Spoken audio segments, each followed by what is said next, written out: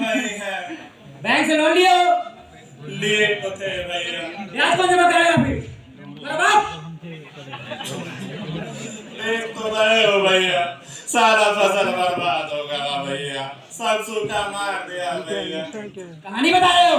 Loan ले लेते हो, जमा करने की औकात नहीं है। बात पहले पूछ लो तुमको। भूखा होता है भैया।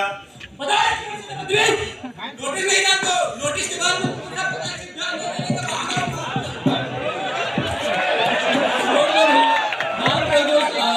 अरे मालिक माफ कर दो मालिक। हमारे पढ़ा हमें क्या पता क्या नोटिस होता है मालिक। बहानेबाजी कर रहे हो? एक काम करो, इसकी जमीन पे सब कर लो। नहीं उठा। जय मालिक। नहीं मालिक, नहीं मालिक, मालिक आने दो मालिक। मालिक माफ कर दो मालिक। अरे ये लोग ले लेते हैं, जमा करने की औकात नहीं रहती है। एक ही जमीन है मालिक हमारे माफ कर दो मालिक।